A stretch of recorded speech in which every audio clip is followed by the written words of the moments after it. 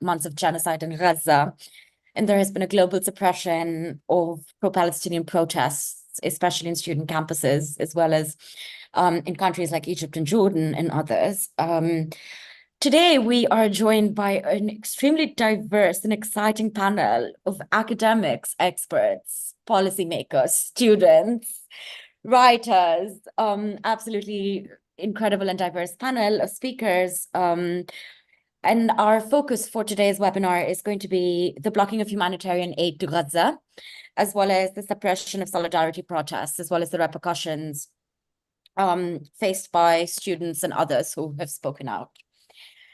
I would like to start with Richard Boyd Barrett, who is a member of the Irish Parliament. So if we could start with you. Thanks very much, Insigne, and thank you for accommodating me to speak early as I have to go and speak in the Parliament here. But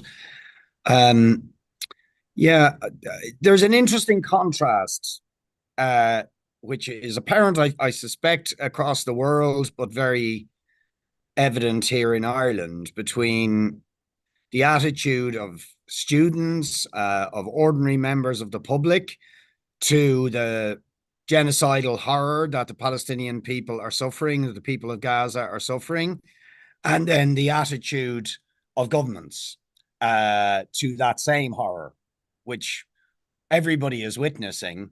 But we see quite stark contrasts in the way governments, and certainly our government, respond to the horror faced by the people of Gaza, and what students and indeed academic staff and ordinary working people and ordinary members of the public are feeling and expressing in response to this horror.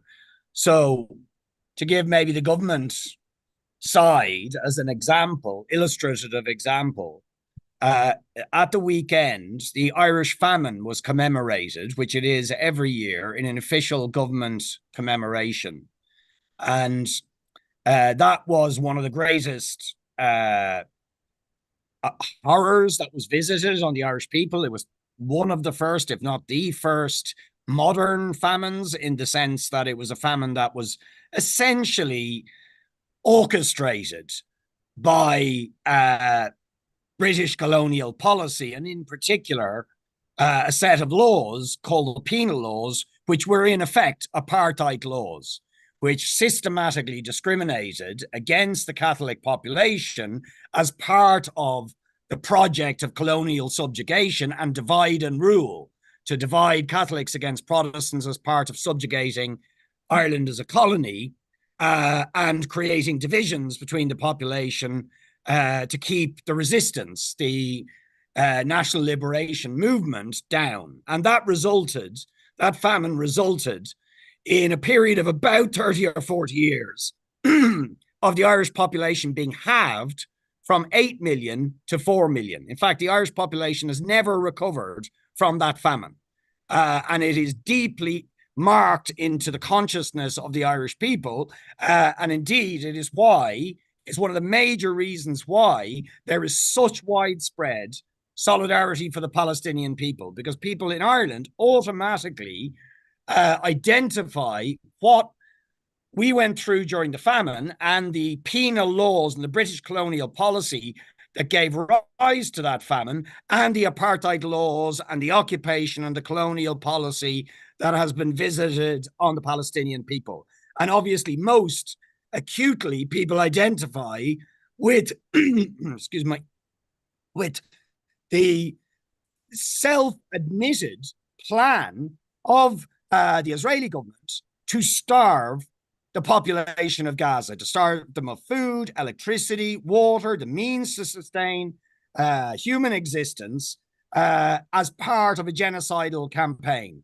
So people in Ireland instinctively recognize this connection.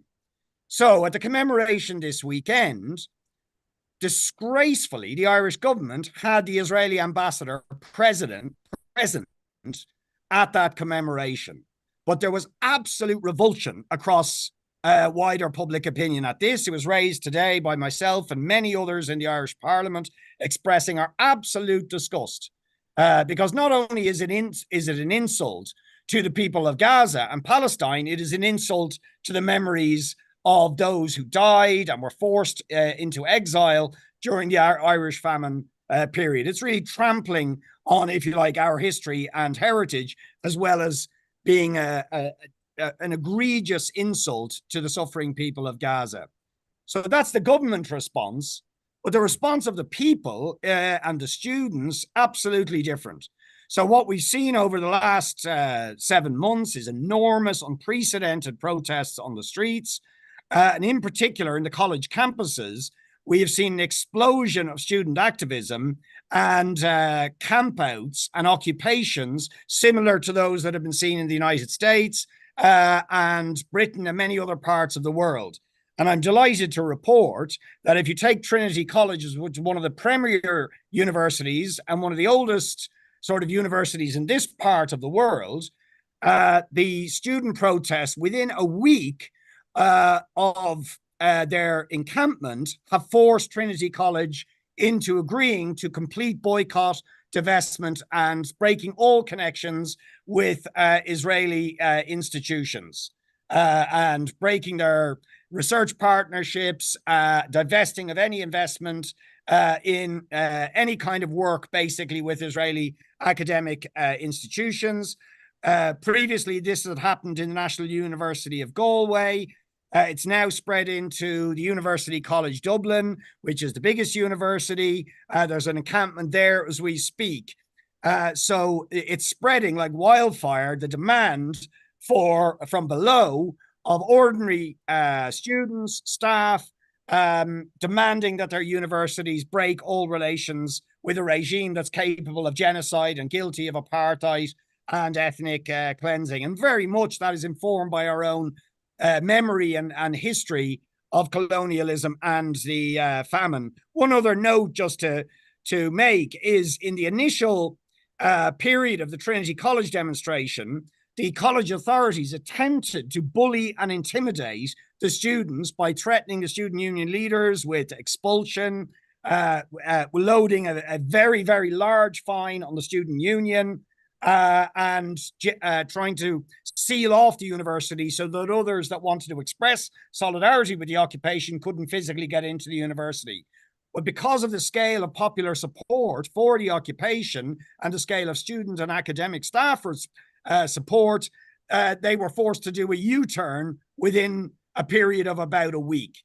And to me, that sort of highlights both the sharp contrast between governmental response, or the response of people you may get at the top of institutions, and then the attitudes of ordinary students, teaching staff, academic, and the wider public who are pushing our government and our state institutions to break links with a state capable of genocide. The last thing I just wanted to report on a personal level is recently I was supposed to speak at the Palestina Congress in Berlin, along with Yanis Varoufakis, many Jewish opponents of Zionism, other members of parliament from across Europe.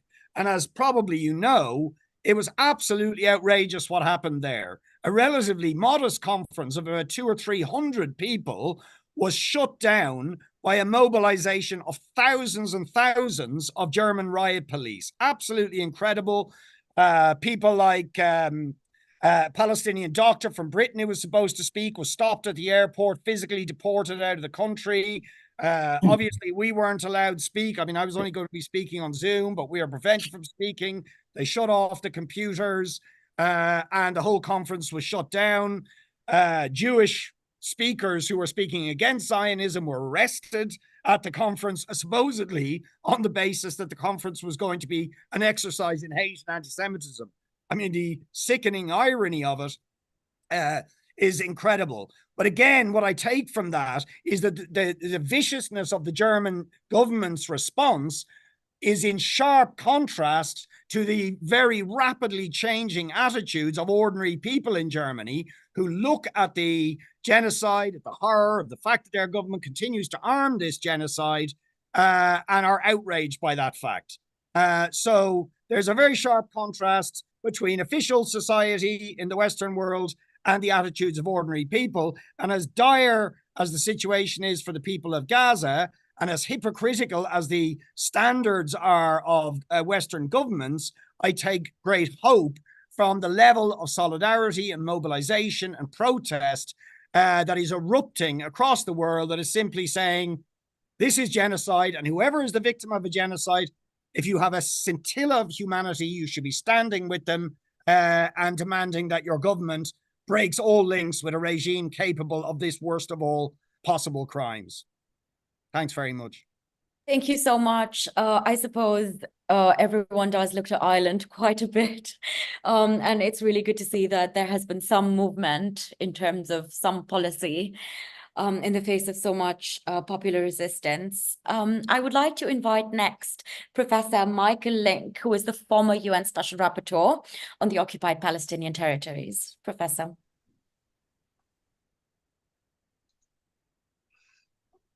Thank you very much for inviting me to participate in this panel regarding the student protests that we're witnessing in many parts of the global north arising from the Israeli war on Gaza.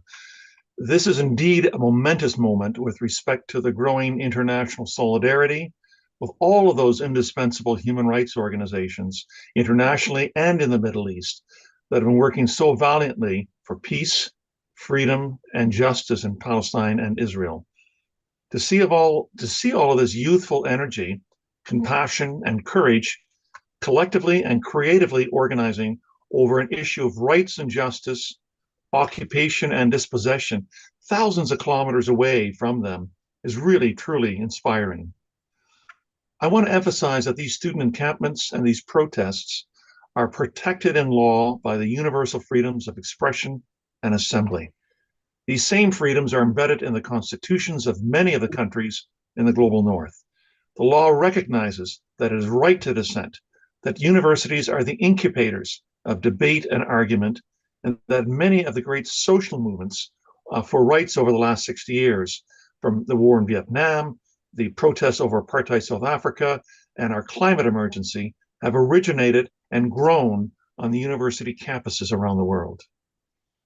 There is always a struggle in society and globally between law in the service of power and law in the service of justice. We are seeing this played out now, particularly in the US, but also certainly in other global north countries as well, with the use by universities of police and the courts to curb and suppress these student encampments and protests. The political right in many countries has seized upon these protests to attack their legitimacy, arguing that they're incubators of anti-Semitism and supporters of Hamas, that they represent only privileged students, and that these students are naive, violent, and undisciplined. Let's remember that every major student protest movement over the past 6 decades has been attacked for their goals, for their tactics, and for their supposed naivety. Power always reacts in this way to long-standing claims for justice. We who are not directly involved in these protests have to ensure that we separate the justice of the students' claims from the predicted objections coming from those who support the injustice of the Israeli occupation, who have no words of criticism for the unfolding genocide, and who support the moral blindness of the universities in the global north, who are indifferent to the impact of their investments in Israel and their academic relationships with Israeli universities. My final word for the students who have helped to ignite this increasing focus on the war crimes and the unfolding genocide in Gaza and in Palestine. Some of the most ennobling pictures that I have seen have come from the Palestinians huddled in their wretched tents in Rafah and Khan Yunis, who've created posters of support and thanks to the students everywhere for who are demonstrating the indispensability of human solidarity. Keep it up, these posters are saying. We salute your humanity. Let's all keep that in our minds and our hearts. Thank you very much. Thank you so much, Professor. It is always such a pleasure to hear from you. I would like to invite next Dr. Lex Stackenberg, who is a senior advisor at the Arab Renaissance for Democracy and Development. So if you would. I think you have to unmute yourself. We can't Yes, hear you yet. Yes, perfect. now I can unmute myself. Wonderful. Thank you very much, and thank you for inviting me and to participate in this exciting panel. I have observed obviously also the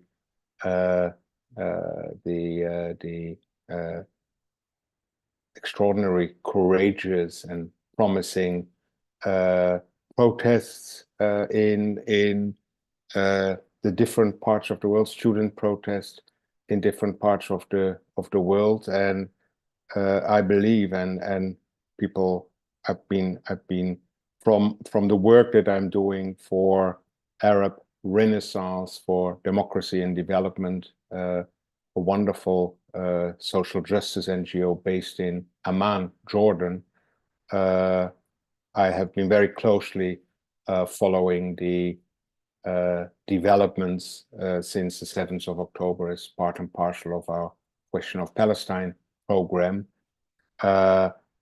And indeed, if we look at sort of the bigger picture, it is both the courageous act of South Africa and many others who have sort of used the law to engage in support of accountability for the atrocities and even genocide that we see in Gaza. And it is the extraordinary courage of ordinary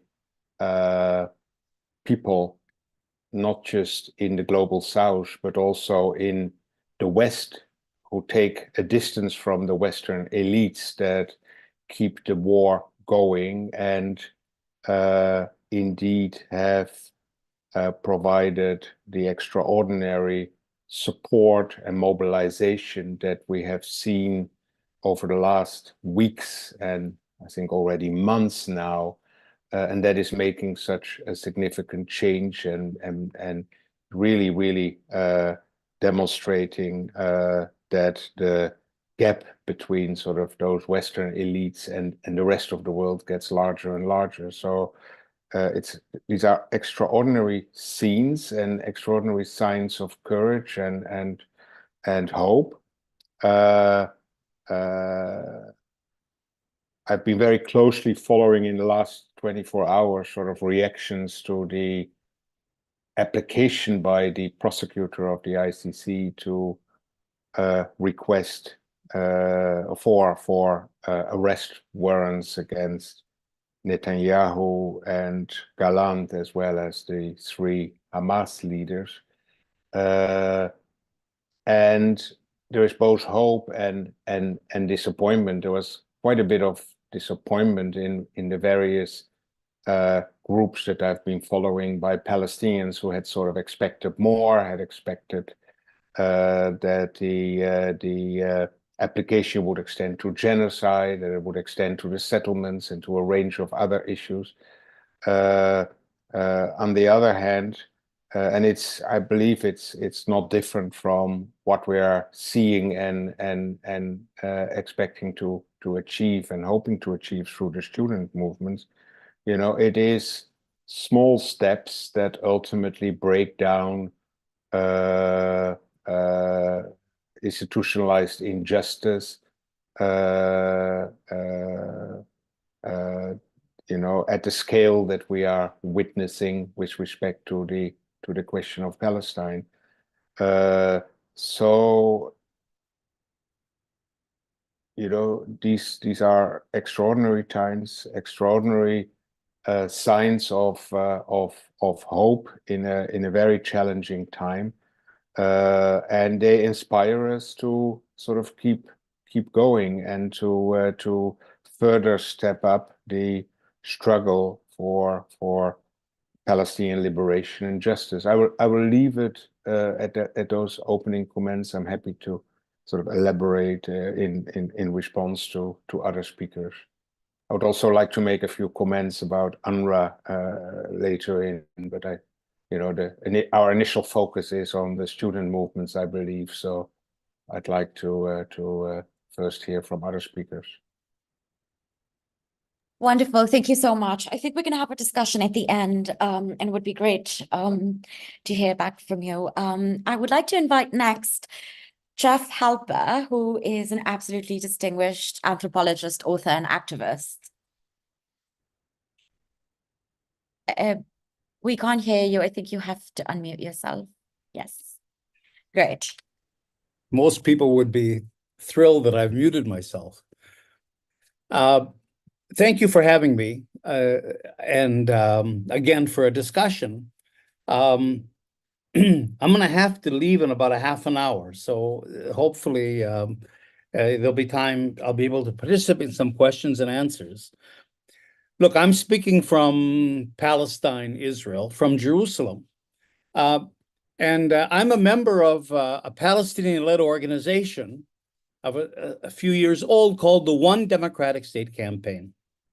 I think the student protests that have broken out in the United States and then spread to Europe and other parts of the world, they were huge student protests beginning in Egypt that were suppressed by the government and so on, have been tremendously important in terms of the solidarity, of course, with the Palestinians, but also really, I think in a couple other ways as well. First of all, it's, as was said before, governments work on a very transactional basis. And what concerns us as the public, which is justice and human rights and international law and peace and all of that, are really almost ridiculous for them. I mean, they certainly don't figure into their policy making. And I think what the student protests have done was to really put governments on notice that, you know what, you can go ahead with your transactional politics, but we the people also vote, and we also have other forms of leverage and clout. We the people are not going to surrender to your transactional policies. You're going to pay a price. I mean, Biden could very well not get elected because of his policies on Gaza and Palestine. So I think from the point of view, and to sort of reinforce what Michael was saying, from the point of view of strengthening the position of international law and human rights, in terms of international politics, I think these protests have really shown that they do reach into the public and that the public is able to rise up. Also, another, I think, important thing about the protests is that they've been intersectional, as a key word for the young generation. And that is that, I've written before about what I call global Palestine. That in many ways, Palestine is kind of a microcosm of wider global North, global South politics, of anti-war movement, of militarization, and other things. And I think the protests have really brought out how much Palestine links up with all kinds of other movements. So it's going beyond Palestine. Palestine, I think, is the center and the hub, as it should be, but it's certainly a catalyst to other things.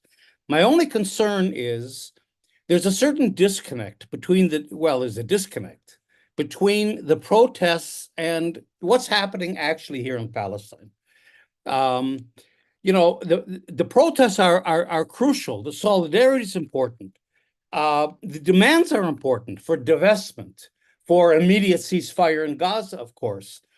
But in the end, the liberation of Palestine is not going to come from these protests. There has to be more of a Palestinian leadership and a Palestinian direction. In other words, what the protesters are sort of telling us is, look, mobilize us, use us for, advancing the liberation process in Palestine. But in a way, there's no reaction from the Palestinian side here, partly because, this is not criticism, this is explaining, because of the suppression that Palestinian activists here face. Any Palestinian that emerges as a leader from the age of 13 is going to be jailed or killed. So that the suppression is very real, both on the part of Israel and on the part of the Palestinian Authority. So that it's very difficult, but nonetheless, the One Democratic State campaign that I'm a part of is so far the only group that has really taken the one state idea that we believe is the only political option today. I mean, the two-state solution never was, if you put it within a settler colonial context, and at the same time, it's impossible, and it's only another form of apartheid. It's two-state apartheid. So the one democratic state idea is really the only political option. So at some point, I think we have to try to link up, even though it's very incipient political program and movement we have now. We have to try to link up our political initiative of advancing the idea of one democratic state, which is a Palestinian-led program that very much in many ways goes back to the original PLO idea in its 1968 charter and the protests, so that we're not strong enough at this point to lead the protest. There isn't that strong enough Palestinian voice. But I think for people that are interested in advancing this politically, to help amplify our voice here, there has to be more of an amplification of Palestinian voices in Palestine that I don't think are heard enough in order to give more direction and more focus to the protests and to help sustain them.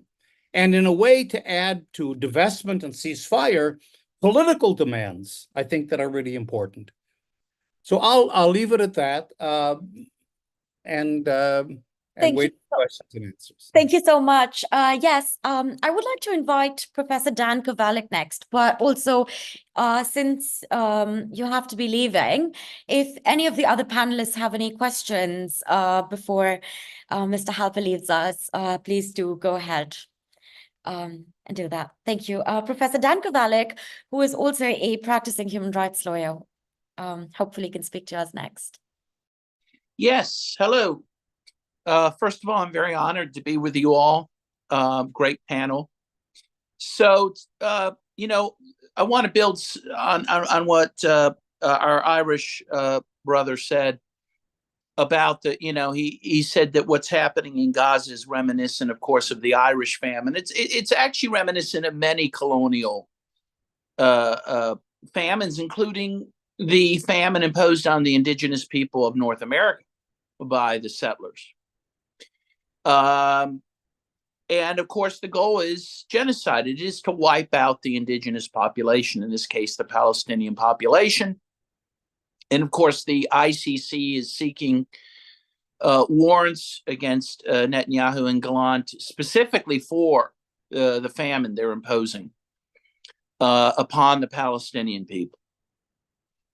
And we are witnessing the attempt to eradicate the Palestinians of Gaza. And of course, when you hear various Israeli officials, they're very open about this, very open about the fact that they want to make Gaza unlivable. And I think, frankly, they pretty much have. The water aquifers have been destroyed.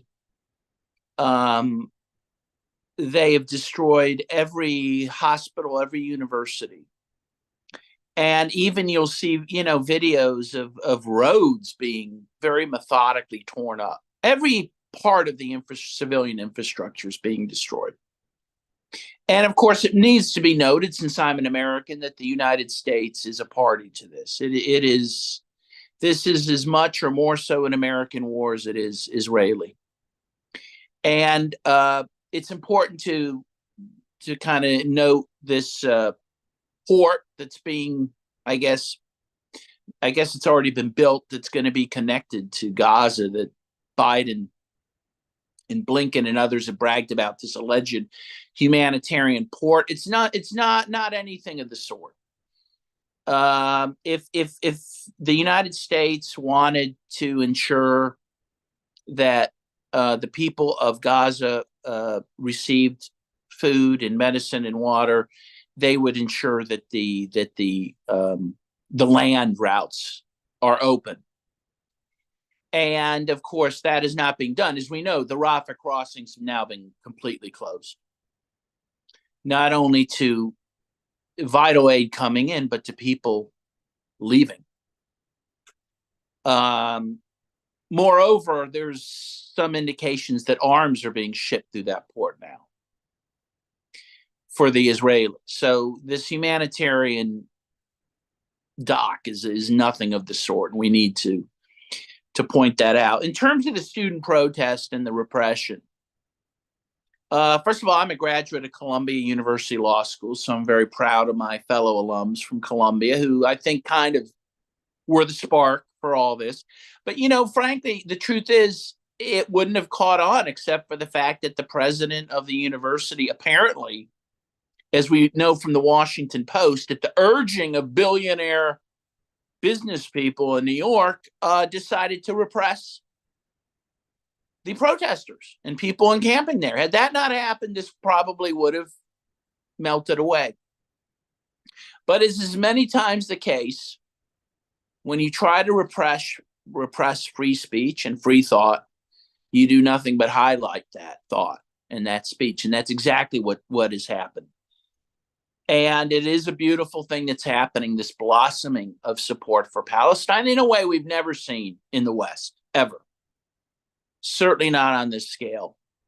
And of course, the repression has been also quite impressive. You might have seen the video of protesters being beaten in Brooklyn over the last couple of days, even after they were handcuffed and immobilized on the ground, police beating them, punching them in the face. The powers that be cannot abide by what is happening, because the very essence of the West is being challenged, because the West is a colonial project for the most part. Certainly the United States, Canada, most of the Western European countries have been colonial powers and have founded, gained all their wealth through colonialism. And what is being challenged here is white settler colonialism, this time in Palestine. And as one commentator I heard said, look, the truth is in this, in the 18th, 19th century, it was still wrong, but, basically the world accepted that you could do those things. In the 21st century, you can't do those things anymore. What Israel's trying to do with the help of the United States. And people are saying it, and that is a great thing. And of course, you see not only police repression, but you see Columbia canceled its graduation.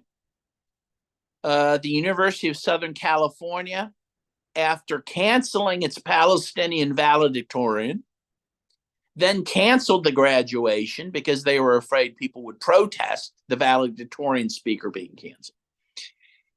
They cannot, even the universities, which should be the center of debate and the exchange of ideas, cannot allow these discussions to happen, because the powers that be cannot ideologically defend what they are doing.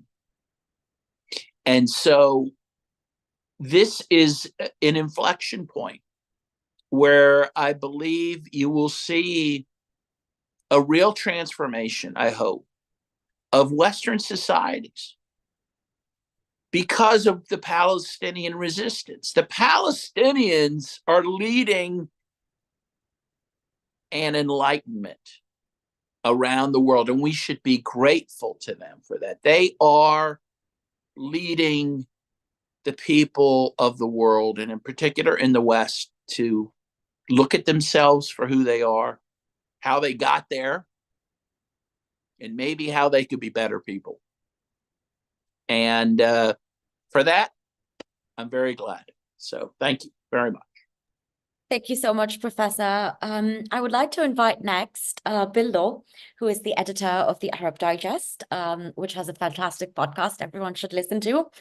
And he will be talking to us about the cultural genocide and the situation in Canadian student campuses. And so, thank you, and thanks for the plug for the podcast. Appreciate it very much.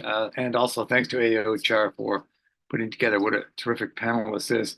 Yeah, I wanted to talk a little bit about what MESA has put together. MESA is the Middle East Studies Association, which involves roughly 2,700 members, 50 plus institutional members, 36 affiliated members. And they released a statement reflecting on the cultural genocide that's going on in Gaza. And this is coming from academics, this is coming from university professors. And I wanted to do a shout out for the faculty who are supporting these student protests, and in many cases showing equally great courage because their jobs are on the line. Some of them have already lost their jobs. They face the censure and various other actions, including trolling from some pretty vicious people. All right, I'll just want to read just a little bit from this statement. MESA, we feel compelled to write once more to address not only the accelerating scale of genocidal violence, but also the concomitant cultural genocide that is a result of the wanton destruction of the built environment and civilian infrastructure of the Gaza Strip. And that's been alluded to just a little bit in terms of the destruction of roads and infrastructure and that sort of thing. What MESA points out is the deliberate destruction of the historical landscape of the territory. The very notion of a Palestinian people is itself under attack through Israel's policy of destroying Gaza's archaeological, religious, and cultural heritage sites. As a scholarly community, we're aghast at the unfathomable actions being carried out by the IDF on 2.3 million people. But we're also appalled, MESA says, at the decimation of thousands of years of historical material culture that constitutes a part of our shared world heritage. And they point out that this is a policy that's been going on for 100 years. I think it's an important point to make as well. The Zionist policy, which is essentially to facilitate the expulsion of the Palestinians from their homeland, erase their material and cultural claims to it, and by extension, their historical memory, thus denying their existence as a people. And we see this over and over again. We see this in terms of Mr. Blinken trotting around from various Middle East capitals. We see this from Arab leaders who receive Mr. Blinken. It is as if the Palestinian people do not exist. They are never invited to the table. Their fates are being determined by these foreign powers who show no interest in the Palestinian people and their culture and their society. And of course, the United States is the lead actor, but I'm right now speaking to you from London. Britain has tootled along very merrily and cheerfully with the American policy. According to a statement from the Arab Regional Group at the International Council of Monuments and Sites, more than 200 of the 325 registered sites in Gaza considered of national, global, historic, archaeological, natural, religious, and humanitarian importance have been destroyed or severely damaged by the Israeli military. Look, this is a plan to eradicate culture, the history, the story of the Palestinian people. One of the things that's happened too is that they have destroyed graveyards.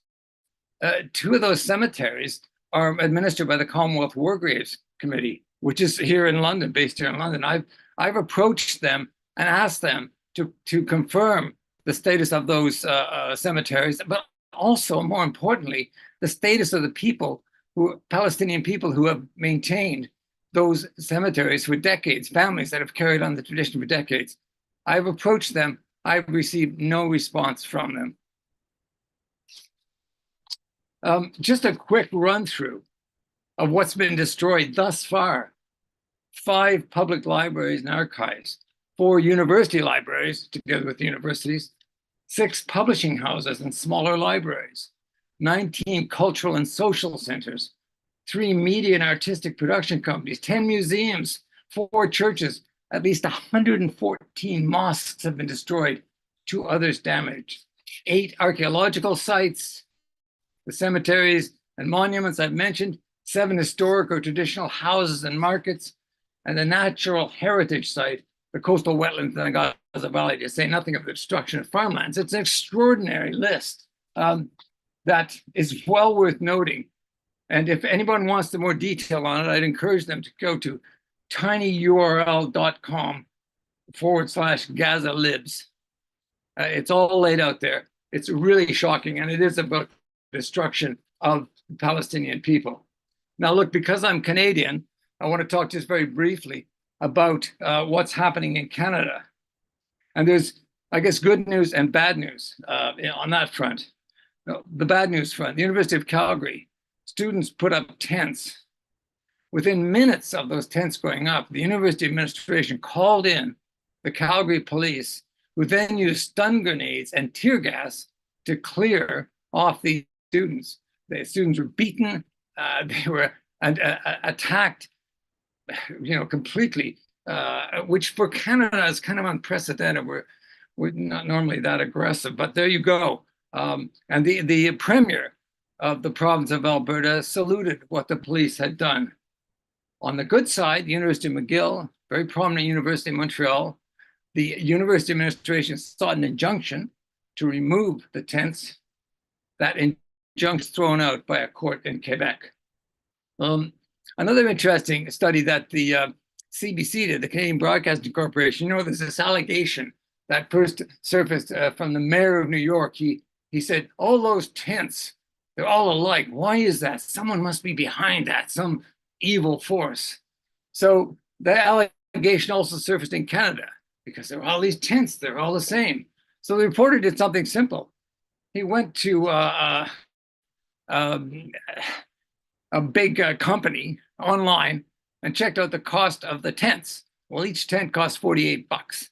So it didn't take too much money to actually, order the tents, get them set up. Students did it themselves with their own money. There was no dark figure behind it, no George Soros character buying in and bringing in foreign agitators, which is really ironic because Soros is himself Jewish and also a Holocaust survivor. And there is this anti-Semitic trope that is emerging of this evil Jew who is causing some sort of dark arts process that, again, these protesters are themselves the perpetrators and not the victims. Yeah, I was also encouraged that with the ICC, predictably, our prime minister came out and backed Joe Biden's line that this is outrageous and it wouldn't make any difference. How dare the ICC? However, the shadow minister, Foreign Affairs Secretary David Lammy, did come out and make the point that all parties need to be held accountable.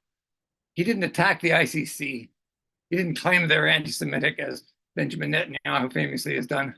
And I'm encouraged by that simply because the Labour Party has been so supine thus far in terms of supporting Israel, supporting the genocide, supporting our government. Finally, we're seeing a little bit of light between them and the Sunak government. I guess I'll probably just end it there.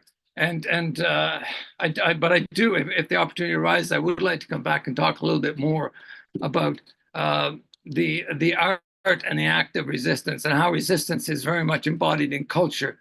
That is language, that is music, that is food, that is a whole bunch of things beyond protest. And of course, protest, as we're seeing in North America and here in the UK, is an important part of the resistance as well. Thank you. Thank you so much. And yes, I think everyone would agree that it's quite a twisted irony, especially with George Soros and the sort of accusations leveled for anti-Semitism at the same time. I do understand that I think Professor Jeff will be having to leave with us. So I wonder if you have any final comments for us, or if anyone has any questions. If not, I definitely have a question, but please feel free for all our other speakers and panelists, please do chip in.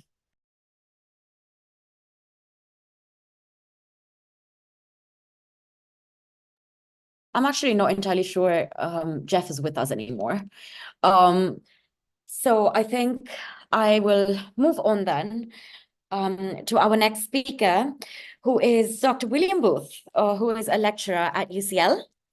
And he is a lecturer in Latin American history, and has been part of like the student encampments in the UK, and will be talking to us about the student encampments in the UK and the boycott, divest, and sanction movement and demands.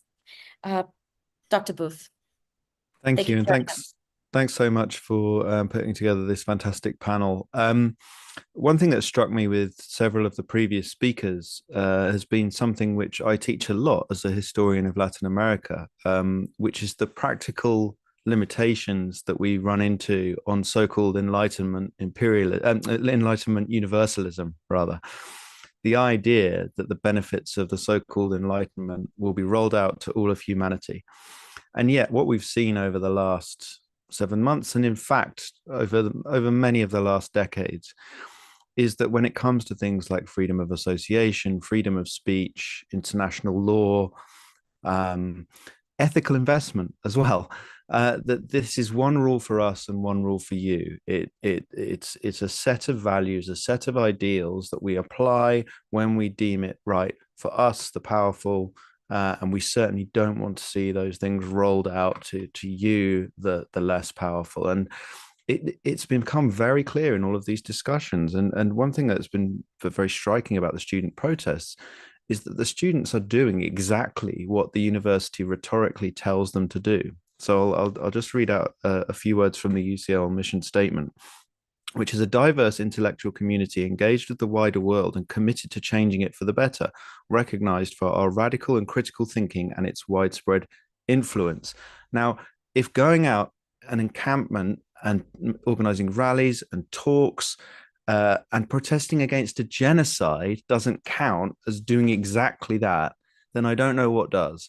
So it's become very frustrating, if rather predictable, unfortunately, that university management, not just at UCL, this is something that is very much UK wide, and I'm not speaking for UCL here. I should make clear I'm speaking for myself as an individual. But the students have been holding rallies. They occupied the Jeremy Bentham Room for 34 days at UCL. They held a fantastic occupation there with loads of brilliant talks and workshops. They've been really drawing attention to the scholasticide that's been going on in Gaza, with almost 8,000 students, 100 professors killed, and every university destroyed. And the other thing that's going on at UCL, in tandem with, though separately from the student encampments and movement, is that we have made the BDS campaign become much more prominent, and it's really taken off in the last few weeks. So we had our official launch for it last week. We now have 500 members of staff who have signed up to the 6 pledges, and I'm sure many of you are familiar with them, but just in case you're not, I'll run through them very quickly, which is not to work with complicit universities in Israel, not to do business with genocide complicit corporations, to support Palestinian universities and students, to stop the silencing of solidarity, to end investments in arms companies, and to support the wider BDS campaign. And the reason we're doing this is because primarily Palestinian organizations asked for this. They've been asking for it for a really long time, actually. But the urgency of what's going on now has really brought it into focus for a lot of people. Also, we know that it works. There was an article recently in Haaretz about that featured many comments from Israeli academics, and particularly from managers of the academic institutions, saying, "Oh, we don't really know why, but people don't seem to be wanting to work with us at the moment." Now, there has been a kind of counter campaign against BDS, saying that BDS is boycotting Israeli academics as individuals, and it's important to make clear that that's not the case. It's an academic boycott against institutions. And then other people have mentioned the divestment side of it. It is very hard to get to the bottom of where universities invest their money. It takes a lot of freedom of information requests. University assured us, the community, that they checked with their ethical investors, and the ethical investors said that it was okay and that we weren't investing in anything bad. And I think they hoped that would put the matter to bed. But of course, that doesn't tell us anything. And there's all kinds of shell investments and sub investments that it's very hard to get to the bottom of. So we're going to keep pushing for that. We're going to keep pushing for BDS. There's going to be apparently an anti-BDS bill coming out, but it's unclear whether that's going to apply to universities because they're not direct parts of government. But what's become clear as well, and I think this again goes back to the point that several people have made, is that we are the university. Staff and students together are the university, and we can make a huge change. I know that in lots of places, the universities are run by people who have come from outside the sector to streamline it, to turn it into a commercial enterprise that churns out people who are skilled for work, but don't necessarily want them to think very broadly.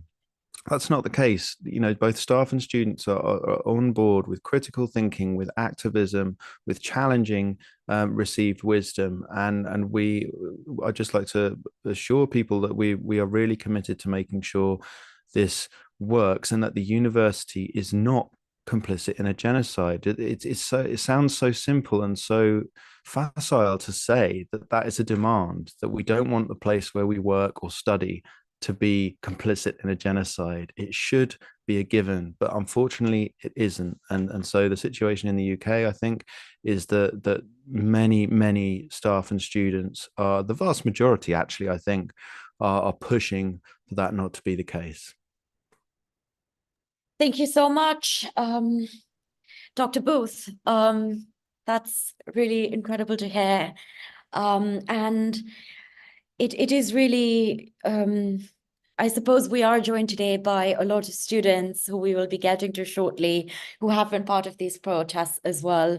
So it's really great to hear and see all the academics who have been supporting the students as well and taking their own actions. I would like to invite next Elliot Collar, who is an associate professor at Georgetown, to speak to us.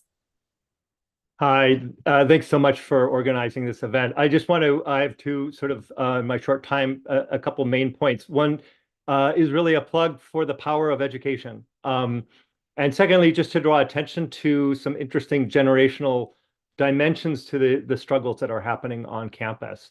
So if I could, I'm just going to speak from my own experience as somebody who has worked in universities for 40 years, first as a student, then as a graduate student and researcher, and then finally now as a tenured professor in the United States. I've worked at all sorts of very, what you would usually would be thought of as liberal institutions. So I just want to mark that. What I'm talking about is a culture of repression in the most liberal of our institutions. So 40 years ago, when I was a graduate student, I'm sorry, a university student, which we would call an undergraduate student, I come from a fairly, well, a Jewish Christian family, but that was a de facto Zionist family. It wasn't really ever explained, but it was just sort of part of the water we drank.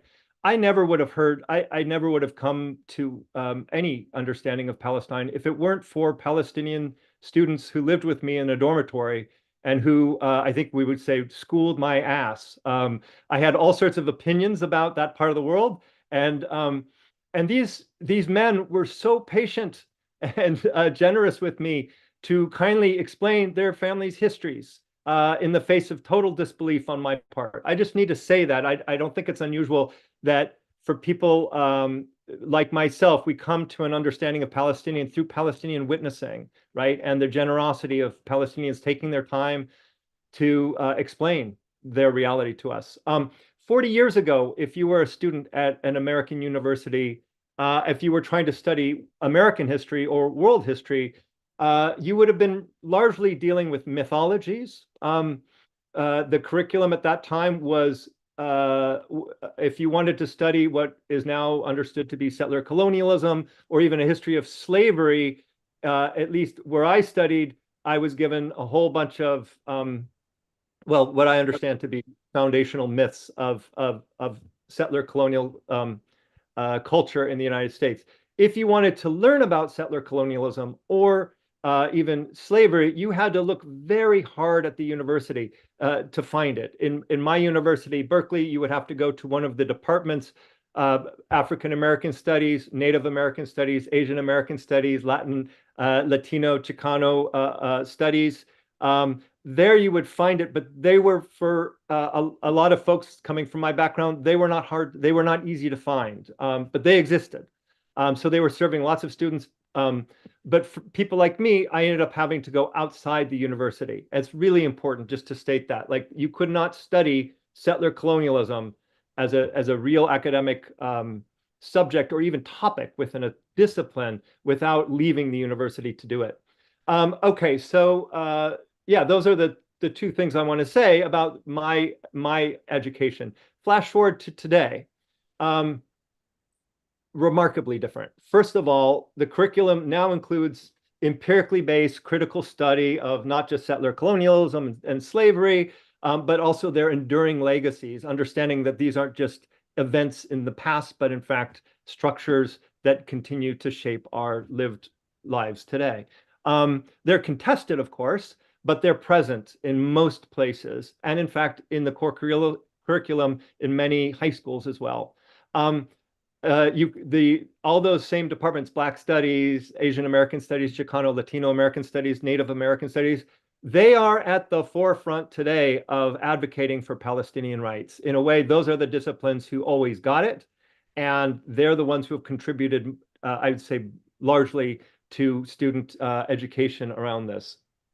A second dimension that was not around 40 years ago to the same degree it is now, which is the children and grandchildren of immigrants from the global South, from Southeast Asia, from South Asia, from the Middle East, from Africa, the Caribbean, from Central America, Latin America, many of them bringing stories of direct family experience of U.S. imperialism in those places, but many of them bringing maybe what we could call more broadly a global South consciousness, an understanding of the freedom struggles around the global South and their relationships both to long histories of colonialism and contemporary American imperialism. And finally, today, Palestinian witnessing is still at the core of education around these topics. So that still remains. They've been 75 years of teaching the rest of us how to see the world they live in. It's a huge burden, but the education pays off, I want to say. Those same students now understand their lives are completely intersected with freedom struggles in the United States. Black freedom struggles, Native American freedom struggles. For instance, 10 years ago, Standing Rock was Native American struggles in the Midwest, hugely important. Palestinians are there, and that struggle understands its link with Palestine. Same with Black Lives Matter. Okay, so that's a huge shift in 40 years. So nowadays, and this is to move to the current, to kind of give a quick statement about today. Students are highly educated in settler colonialism. They're very educated in the legacies of slavery and how those two things link up with freedom struggles and enduring structures of repression and oppression in the United States and around the globe. Here, I want to draw attention to the generational dynamic, which is people my age. If you take an average white guy who's educated and so on, my age, so 50 on up, they are probably deeply ignorant of the legacies of settler colonialism and even the facts of that, because they were not taught it in college and they probably weren't curious enough to learn about it ever since. So our administrators are far less educated on these topics than the students there at the universities. That just needs to be underscored. The second thing is our students are highly, highly organized. They've created networks regionally and nationally. Here in Washington, D.C., where I teach and live, 7 universities around the city combined to create one encampment on the campus of George Washington University.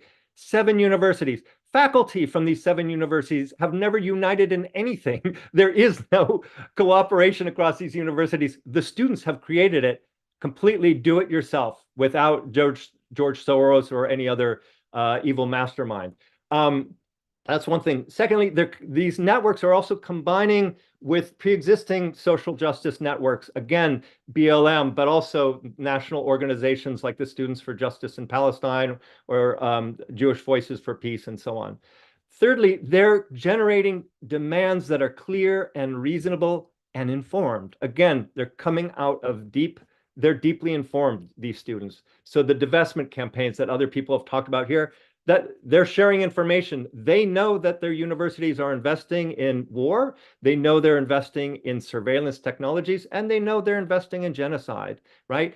This is a surprise. The administrators oftentimes don't know this. The students know more than the teachers in many cases. And finally, they're offering material solidarity. So lots of students, we now are trying to find ways to, for instance, help and stand in solidarity with our colleagues whose universities have been destroyed across Gaza. This is the least we could do as professional academics. But again, the students are driving this, and they see this.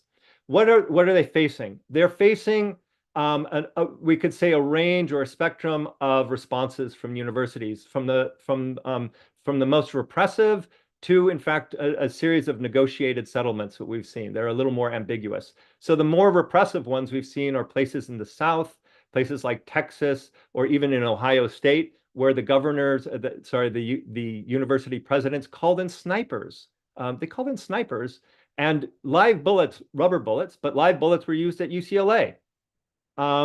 So that's at one end of the spectrum.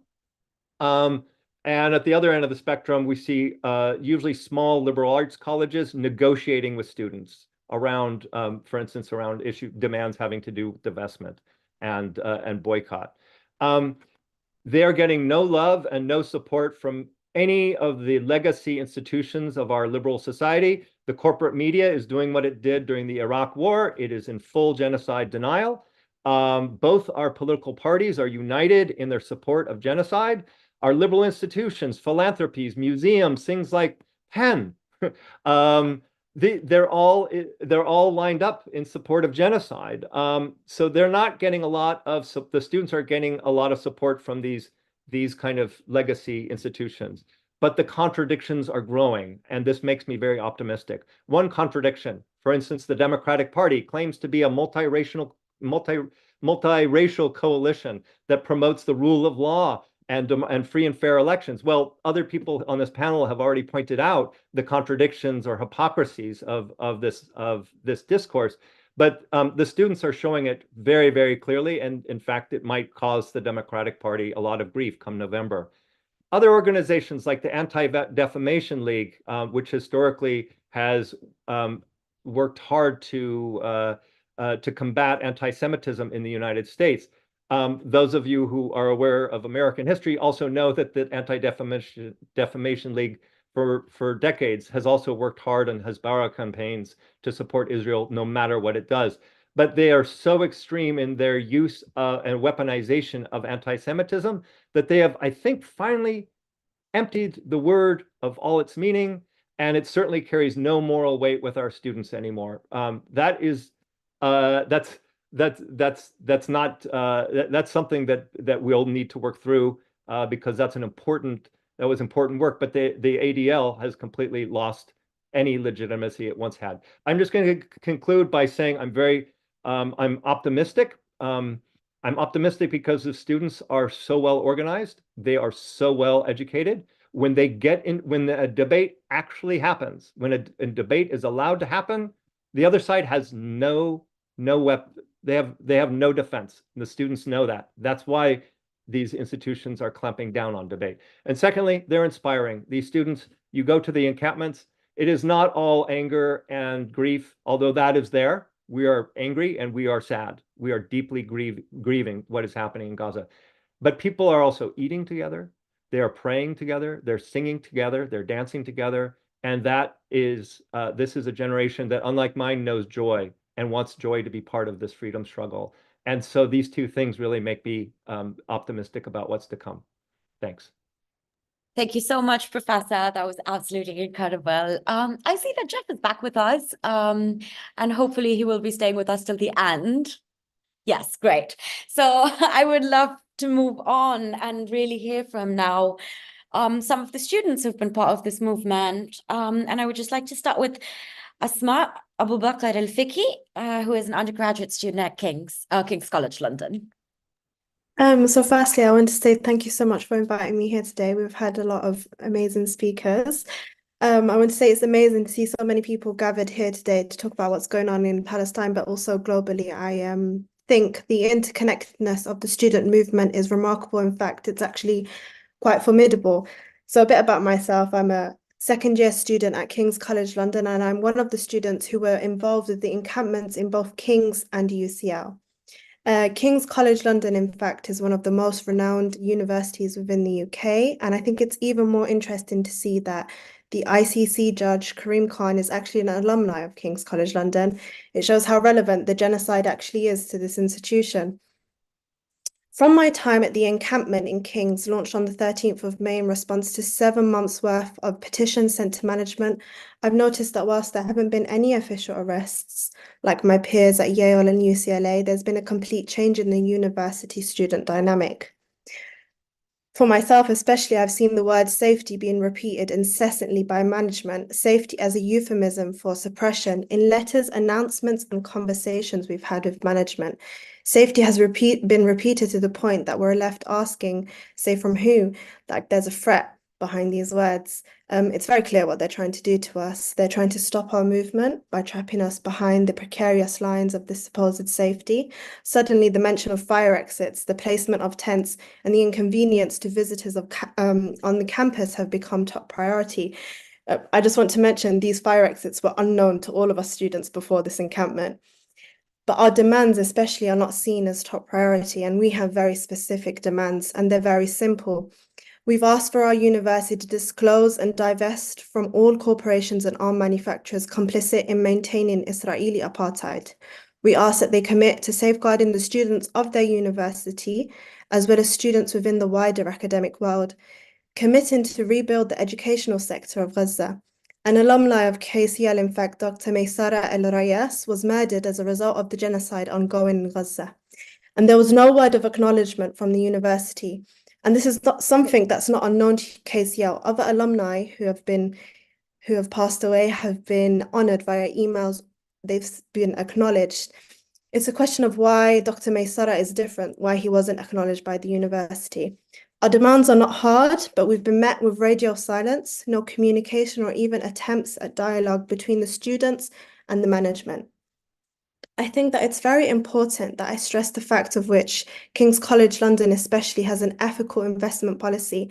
And in fact, as of March 2021, they withdrew entirely from their investments in fossil fuels. And it makes students human life is not considered as the same as climate change and environmental concerns. They wrote, and I think I should tell you all this, within their statement that this is all part of our mission of being in service to society and ensuring a positive future for our university and our shared planet. Yet in the same stroke, they actively deny the fact that Palestinians share the same planet, which is relentlessly being bombed and flattened, this same planet that they hold so dearly to themselves. Especially within King's, speakers such as Dr. Azam Tamimi, Rahma Zain, and Ismail Patel were all denied access onto campus due to security concerns and safety. Yet, when it came to former IDF soldier and his counterpart, Islamophobic speaker, hosting a talk on conflict resolution, there was no mention from security about an apparent safety risk, nor the announcement from management that this event will be shut down. When it came to the fact that pro-Palestinian speakers were to be invited onto campus, we were effectively dismissed, shut down, and threatened with consequences such as expulsion. Many students, in fact, have come to me detailing the way that they've been treated by management. Their social media are closely monitored, and they will be admonished if they post even any criticism of Israel or any support for the Palestinian movement. I think that this is very closely linked to the 2 students in Egypt who were detained simply for the support of Palestine. This feeling of being monitored and surveyed is a global phenomenon felt by all students around the world. In fact, within 5 hours of the encampment, King's College London sent a university-wide email where they wrote, "A small group of students are currently occupying the quad area." I think it's really hilarious to see that they have the vocabulary and language used to describe occupation, but it's only deployed in criticism against those who are actively pro-Palestinian. King's College presents a front which suggests that they are detached, an academic institution, one which is separate from the geopolitics of this world, but the encampments that we have done reveal that they are in fact one the same and not separate. Israel is a settler colonial state and it is an apartheid state. It's actively committing genocide against an indigenous population. In fact, yesterday, Barrister Amal Clooney released a statement exacting that Netanyahu is committing war crimes. This is something that is not oblivious or something that is complex. It's quite literally fact, point blank. The fact that universities, especially KCL, institutions which pride themselves on academic integrity, places of knowledge, have refused to accept this claim shows how far gone our society has gone. I just wanted to leave us all with this fact that student protests have never been on the wrong side of history. In fact, we're seeing 1985 happen all over again, where Colombian students set up encampments to force their university to divest from South African apartheid. This movement is only growing. In fact, many of us are actually calling it the Student Spring because that's what it really is. This is a peaceful but powerful movement, and it has so much more power than they want us to believe. I think universities are very worried about what these encampments can cause, and that's why the suppression, especially within King's, of 5 hours of the encampment was so harsh, because they know that we have the capacity to exact change and to make a difference, instead of merely ruining the day of a visitor to university or blocking the new fire exits that they're demeaning these encampments to be. But once again, glory to the Student Spring, and thank you for letting me share my opinion on what is happening in the universities of UK today. Thank you so much, Asma. We are also joined today by Eslem Demirel, who is in Zurich. Hello, thank you so much for having us. Yes, I'm joining as a student from Zurich. I study. Can you hear me? Yes, we can hear you. I think that was just a bit of an issue with the recording, but I think it's fixed now. Yes, okay. please. Thank you. So I'm Eslem Demirel. I study climate physics at ETH in Zurich, and I'm also part of the Student for Palestine group here. And I also want to comment on or add to the student protest and the repression we are facing. So ETH Zurich is playing quite a big role in part of the technology that they are providing to Israeli institutions and also the Israeli military. They have been providing companies like Google with AI. Since this is the first AI-powered genocide we're experiencing, we are picking up on this point and trying to address the responsibility of ETH Zurich.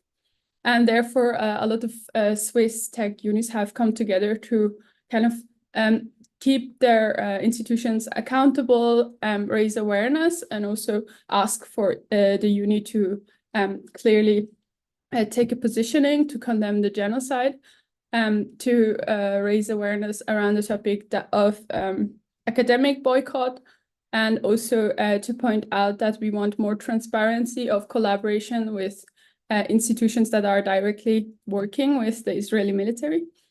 And we have been raising that ETH Zurich is kind of working together with institutions and violating human rights very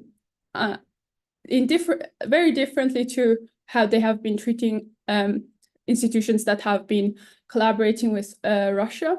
So ETH Zurich has sanctioned around 70 institutions right after the invasion of Russia. But in the case of Israel, they have not sanctioned a single institution or the Israeli military with boycott. So there's clearly a double standard we are trying to raise awareness of. And so these past initiatives that we have been trying to raise this have always been silenced in Switzerland. We have not been able to create exhibitions or talks or invite speakers to raise this point. But there has always been a reason to postpone it to later or to discredit the speakers in media. And then last week we had a sit-in in ETH and in Uni Zurich, and basically the unis have responded with immediate repression.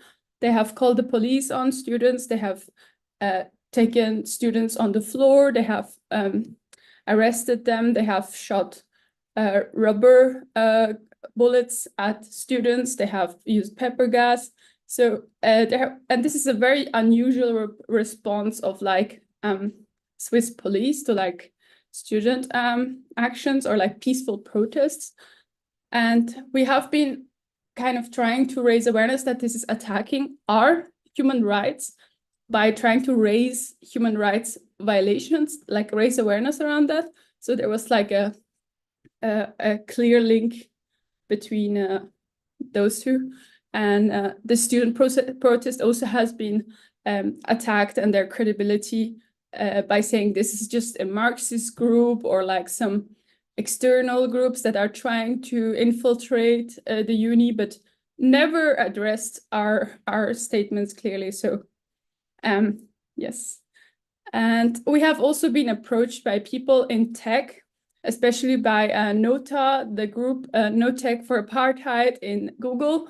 Since Google Zurich is the biggest location outside of the US, we have been approached by them to also help, that they would be interested to raise awareness, since it's quite hard to demonstrate inside of Google against this topic. And yeah, we just see all over Switzerland, we see like this systematic oppression of just raising awareness around the topic. And there has been similar police repressions also in Geneva, in Lausanne, in Basel, and in Bern. And it was always peaceful students just trying to raise awareness and express their demands. So we are experiencing something similar, and it's very unusual for Switzerland, and we hope our unis will take a stance and to be not complicit in a genocide. Thank you. Thank you so much. I guess this is just something that everyone feels around the world, is almost akin to when it was said, when they first came for the communists, no one spoke out. Then they came for the socialists and no one spoke out. And then eventually when they came for me, there was no one left. And I think that is really something that does resonate in this moment as well. We also have with us Marcelo Thomas, who will be speaking with us. Please. Hi everyone. I'm currently in a college right now as we speak, because we have a reunion, a meeting between different colleges in Paris as we speak, and so it seemed important for us to continue the mobilization, even though there was a lot of repression, especially in the first few weeks of the mobilization in the colleges, especially with the encampments and everything, especially in the Sorbonne and in Sciences Po. A few weeks ago, there has been more than 80 lockups in police stations. Can you hear me well? Okay. Okay. And so it seemed that continuing the mobilization, it was showing our government that we would not crush under their repression that has been relentless since the beginning of the war in Gaza, like repressing the manifestation, the protests, what's happening in universities, but also in workplaces where there's little to no place for expression and saying we're against what's happening in Gaza, this genocide. And it seemed important to us to continue, even though the colleges are almost at their end. Most of them are in exam period. And so assembling again in one of the few colleges that remained open was really important for us. And I think this mobilization, whether it being in the USA, in London, in France, etc., it's important to continue to express solidarity with the Palestinians, because our governments are explicitly accomplices of what's happening over there, sending weapons, sending money to finance the Israeli government. And so it seemed that it is really important to fight this repression, because it's truly deeply political. And so it seemed important that we kept on this mobilization. There's an encampment in the ENS campus as we speak. There's a protest organized by students in Strasbourg next Saturday. And so it seemed that even though there are no colleges open anymore, people still want to protest against this imperialist politics that keep on financing, even though they're saying it is really bad and that they should do it better. The fact is, the Israeli government is not changing its politics because he knows that beyond there's the United States, there's France, there's all these imperialist governments that are not trying to stop them. And so it's important for us to keep fighting for what's right, because this war is all about having a policeman in the Middle East and protecting their profits. And so it seems important for us to keep on fighting and to show solidarity with all the people that want to express solidarity in the world where it's not possible. I like in Egypt, where protests were accepted at the beginning, but now they're repressed by the government. And so I think it's important to keep on fighting and sending a clear message that we're here with the Palestinians, and that we're not what our governments are trying to say about us, but being anti-Semitic, being terrorists. And so it's important for us to keep on fighting and being clear on what we stand up for, and that we won't stop fighting for what's right now or in the future, because our government is financing and protecting a genocidal government, but it's also leading its own colonial politics as we speak in Kanaki, which is an island in the Pacific where there have been riots for the last weeks. And so we have to fight on both sides to make this fight possible and fight this government on all sides. Thank you so much, Marcelo. I think the last student that we have with us is Sarah Dupont from NPA Revolutionnaire, and I'm really sorry if I completely butchered French, but please, Sarah. Hello, can you hear me? Yes. First of all, thank you for inviting me to this panel. And Marcello said something that I wanted to say, but it's fine. Moving on to, I just wanted to talk about the suppression that's going on in France regarding the students that are rallied in support for Palestine. What's happening is that there was 80 students, at least more than 80 students, who were arrested at the Sorbonne University because they showed their support to Palestine. And it's really horrendous. And it's also a way to, it also shows that the French government is actually afraid that the movement might extend to other universities. And I just also wanted to stress, emphasize the fact that why are we rallying? It's because we are against the imperialist support of our government, as well as against the other imperialist states who are accomplices of the ongoing genocide. Marcello mentioned that France is financing the Israeli government, but France and also the United States are literally selling weapons to Israel despite their hypocritical speech on the ongoing situation. And also, I wanted to mention that the way we organize ourselves is by doing general assemblies. There's one literally going on right now as I'm speaking, and we're also going to protest and going to gathering. And again, the answer to this is violence.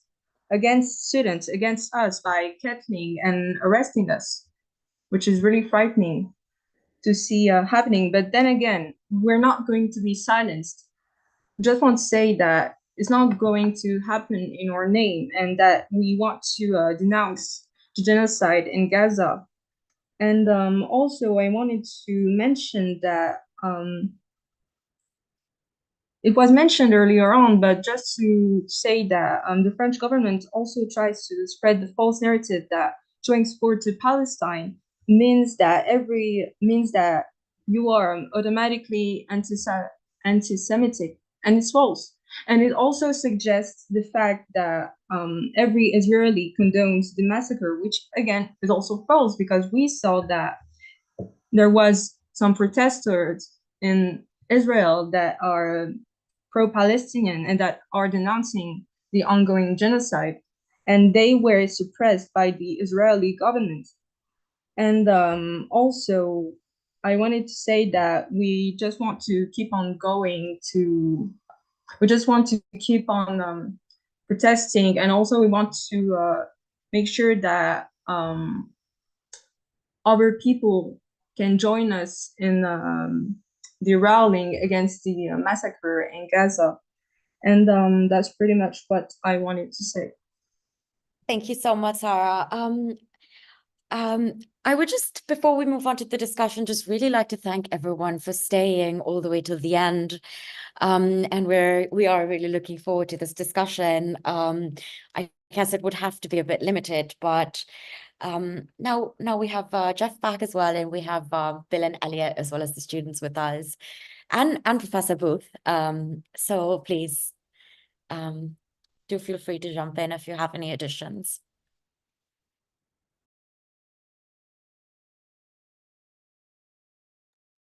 Oh, well, I'll just jump in here. I think it's really important, and this point's been made by some of the other panel, but I think more powerfully by the students that we've listened to. There is this separation between the administration and the students, and I can see that reflected in the Middle East, North Africa, which Arab Digest investigates. There's clearly a separation between the leadership of the Arab countries and the people of those countries. The leadership prefers to support Israel, sometimes covertly, sometimes overtly, while the people clearly support the Palestinian cause. One of the concerns that I have is the extent to which college administrators are basically caving in to pressures and are prepared to sacrifice. And it's been cited, I think, quite well by William about his university and their mission statement, the contradiction. And then I was just looking at ECH, who released this this press release saying how they had dealt with pro-Palestinian Marxist groups who had set up protests in the main hall, and the demonstrators did not comply with the request to leave. The demonstration was broken up by the police. And then ETH goes on to say that it sees itself as a place where different opinions and perspectives can and should be openly expressed. However, unauthorized actions are not accepted at ETH Zurich. And this again is this betrayal of the students, but also the betrayal of the ethics and the values of the universities, many of which are liberal institutions, and the fact that they're prepared to so blatantly and so openly walk away from the values that they espouse is, of course, a measure of the power of the pro-Israel lobby. But also, I think that the demonstrations, I think the point's very well made. The way in which students are committed, determined, and organized.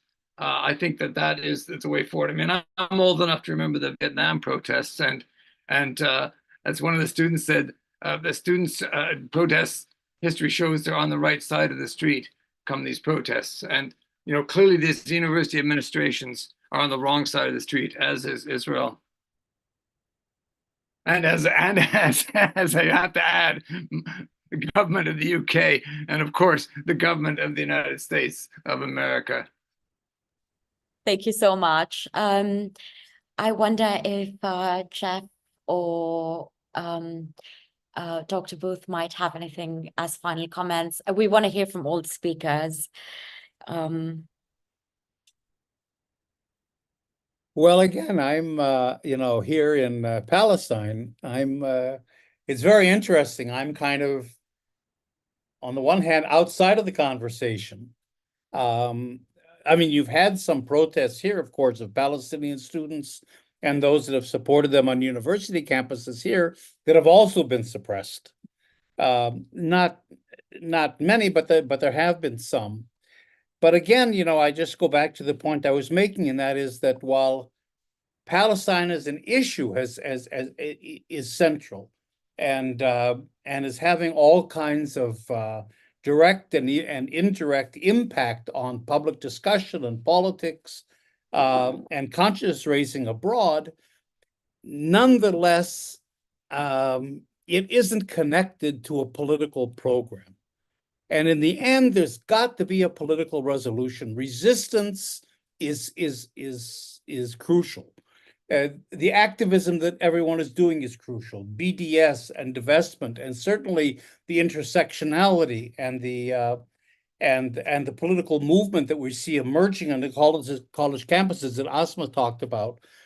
But at the same time, it's not enough. There's got to be a political resolution, and Palestinians in particular have to come together behind a political program and give leadership and direction to these millions of people, coming out to support their rights, all over the world. Again, I'm part of this small group.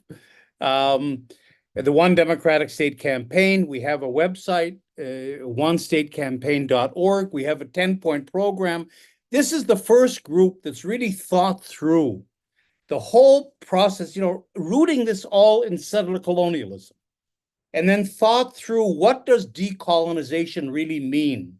And after decolonization, where are we going? How are we going to rebuild? What is the vision? What kind of a new state, society, whatever, that links up back into the wider Arab world as well, are we going to construct? These are the crucial areas, and they can't be disconnected from all the political movements that are happening abroad and here as well. In other words, here you've got, look, all these Palestinian fighters that are dying in Gaza, that are dying in Tulkarm, that are dying in, like I mentioned before, that don't have that the political backing that, in order to make their sacrifices worthwhile, if you want to put it that way, in terms of moving ahead a political program for the Palestinians towards liberation. So I would hope that people might get in touch with us through the website. I would hope they'd help maybe amplify our voice. It's a very small voice, but it's really the only one, in my view, that is really focused on a political liberation program that is articulated by Palestinians. So to add that in, because it's interesting, here in Palestine, involved in the Palestinian issue, the protests really have very little to do with us here directly. Thank you so much. It would be great if you could share that in the chat box, and we'll be happy to add that as well. That would be really great. We have Professor Booth and Asma with us. Please. Well, I was just going to pick up on that, if that's okay. And of course, I'll leave it to Asma to speak more from the student side. But I'm sure that staff involved in these campaigns would be really keen to hear from more. We obviously have lots of speakers who are either of Palestinian heritage, who are in the country, or who are located in the global north. It's been much harder to get contacts with people on the ground, I think. It speaks as well to a very facile line that's often trotted out in the media, and I think this goes back to something you said earlier, Jeff, where you'll have very kind of harumphing centrist commentators saying, "Oh, well, of course, if there was a Palestinian Mandela, then we'd be perfectly happy to listen to what they had to say." And there's two answers to that. I think one of them was the one you gave earlier, which is that anytime anyone puts their head above the parapet from quite an early age, they have been locked up. That's where the so-called Palestinian Mandelas often have ended up in Israeli jails. The other point, of course, is that Mandela was a very committed supporter of Palestinian liberation. And so you could just listen to what the man himself said, but that's not the kind of discourse that these commentators want to have. But I think bringing that, one thing that's been very striking in the last, I don't know, even 4 or 5 years, is the growth of the discourse and acceptability of discourse around a one state outcome, and the way you put it of one democratic state is a really important way of encapsulating that. I think flipping that around the other way a little bit, I noticed that the PFLP had put out a recent communique which wasn't focused only on Israel, which is another one of the complaints that the movement often gets, and saying, oh well, this is not about freeing Palestinians, this is about anti-Israeli sentiment, and said what they're calling for is an uprising against illegitimate governments across the Arab world, against links with the United States across the Arab world.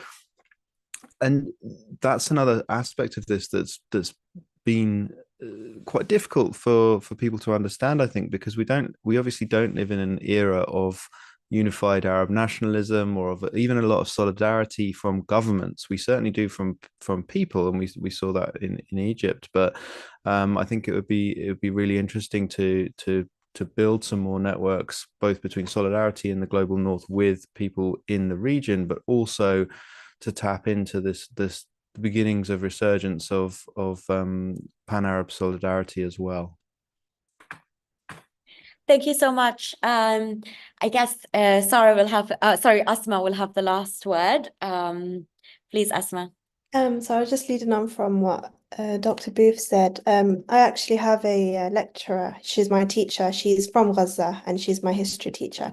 And in one of our seminars, we did have a discussion with her where we asked her, who do you look to? Like, as in like Mandela or whatever. And she did tell us Ghassan Kanafani, sorry. And he was actually assassinated in 1972, but she told us that this was who they used to look up to. This is who they used to follow. And I think that there's this trend where if there's anyone who seems to organize some sort of revolutionary movement, they're immediately assassinated or killed or put into prison. But yeah, that's what I wanted to mention. Yeah, it's a growing thing where we realize if we try to make any change, we're shut down immediately. We're called radicals, we're called pro-Hamas or anti-Semitic. It's just all of these buzzwords which are thrown at us. And yeah, that's pretty much it. Thank you, Asma. But you all have been inspiring us and the rest of the world to keep up the solidarity. And I just would like to extend my warmest gratitude and thanks for all the panelists today, especially the ones who stayed with us. It was an absolutely incredible panel. I personally enjoyed it a lot. I wish I had a lot more time to pick your brains on all of these subjects, but thank you so much. And it was such a pleasure to have everyone. Thanks, everybody, and thanks for organizing it. Yeah, thank you. Thank you. Bye-bye. Have a good one. Goodbye.